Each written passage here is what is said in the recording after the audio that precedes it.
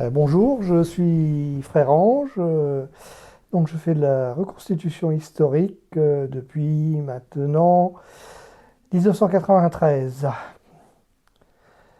Donc mes débuts, donc 1992, pour me balader, je vais au Mans, où se déroule ce qui s'appelait les Cénomanies. Donc qui était à l'époque une fête historique dans le Vieux-Mans. Et avec mon épouse, nous sommes y allés nous promener. Et nous avons été séduits par les costumes. Et nous avons décidé de fêter nos 10 ans de mariage en costume Renaissance. Donc c'est parti de là. Donc ma femme a mis à contribution une de ses tantes. Et pendant une semaine, elles ont travaillé toutes les deux comme des forcenés pour réussir à nous constituer des costumes Renaissance. Et donc nous avons invité la famille, les amis, tout le monde s'est costumé. Et c'était là notre début dans la reconstitution.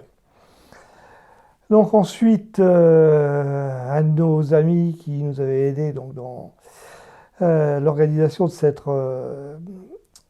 fête était maître d'armes. Donc il avait la responsabilité d'un club d'escrime où il faisait de l'escrime de spectacle. Donc je me suis inscrit avec lui dans ce club. Et nous avons reconstitué des combats, on s'amusait bien. Mais malheureusement, donc, c'était toujours en petit comité, donc avec rarement l'occasion de nous produire en public.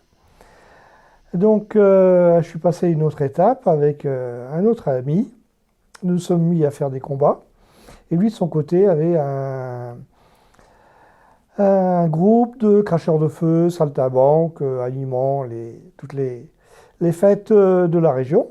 Et nous avons commencé avec lui à nous produire, à effectuer des combats à l'épée. De là, nous avons un peu élaboré nos activités et nous avons constitué un groupe de danse Renaissance.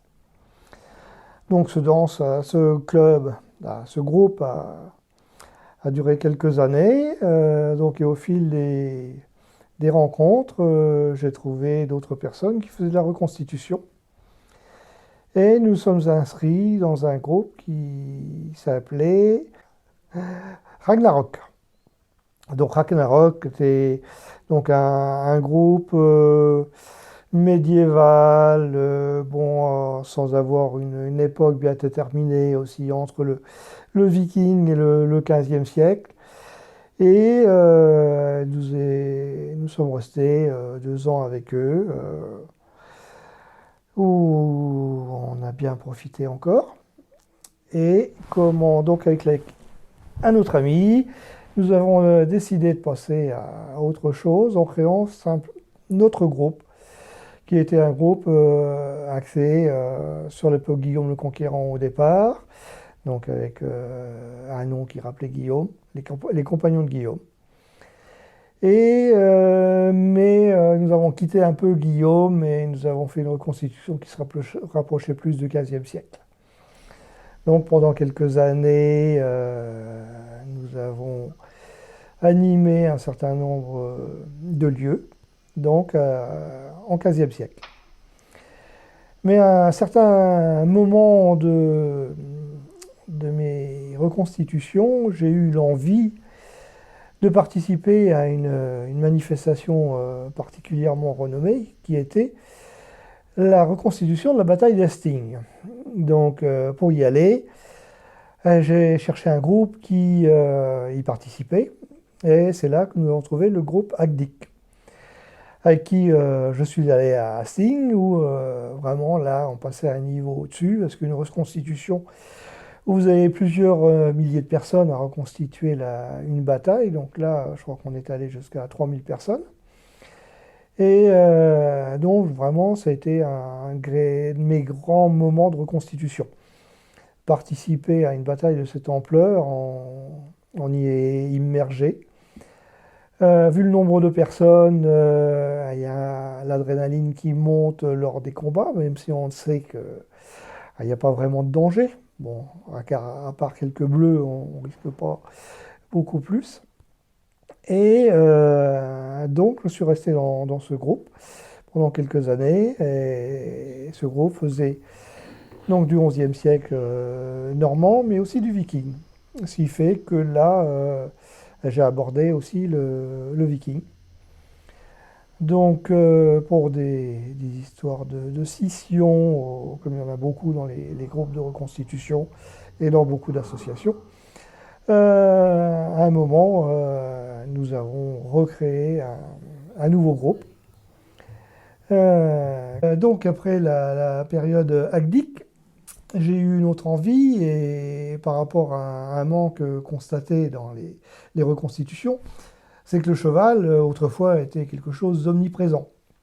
Et c'est difficile d'avoir des chevaux sur des reconstitutions, mais j'ai voulu passer quand même à l'étape au-dessus.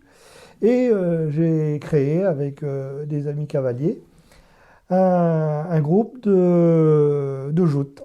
Donc je me suis mis à retravailler les équipements et nous avons pu créer un petit groupe avec de la joute équestre, hein. Donc c'était encore un bon moment. Parce que comment on présentait un autre spectacle qui est rarement présenté parce que l'investissement est assez élevé et peu de groupes de reconstitution font de la reconstitution équestre. Le plus souvent, ce sont plutôt des professionnels qui le font. Donc nous avons eu quelques années aussi avec ce groupe. Puis, comment mes cavaliers me faisant fond bon, je suis passé à autre chose avec la création d'un nouveau groupe, Normadré, qui était au départ axé sur le XIe siècle principalement. Et c'est un peu dans ce cadre que j'ai voulu développer encore un point qu'il est rarement en reconstitution, c'est le côté religieux. Comme le cheval dont je vous parlais tout à l'heure, qui est omniprésent aux époques anciennes, les religieux le sont également. Mais par contre, en reconstitution, on les montre rarement. C'est comme ça que je me suis lancé dans l'exercice monastique. Et vous me voyez donc en costume de bénédictin. Donc j'ai un attrait particulier pour la vie monastique, ce qui m'a attiré pour reconstituer la vie qu'elle pouvait être dans des monastères. Donc nous avons étoffé ça au fur et à mesure en créant une activité qui pouvait être liée au monastère, c'est-à-dire la broderie type broderie de Bayeux. Donc j'ai quelques personnes avec moi qui m'épaulent pour reconstituer la broderie telle qu'on le faisait à cette époque-là. Parallèlement à ça, j'ai eu contact avec quelques-uns, quelques rares, qui étaient attirés par le côté monastique et nous avons créé depuis peu l'atelier monastique où nous présentons 3 activités. Donc notre association avec la broderie, une autre association avec la peinture sur bois et une troisième avec la calligraphie. Donc c'est un des derniers aspects de notre parcours. Et parallèlement à ça, donc, j'ai eu l'occasion de sortir un peu du Moyen-Âge et on m'a invité à une reconstitution 18e. Donc à cette occasion, étant parti dans le côté religieux pour le XVIIIe siècle, je me suis créé un rôle de curé. Donc ce qui fait que je reste dans le côté religieux.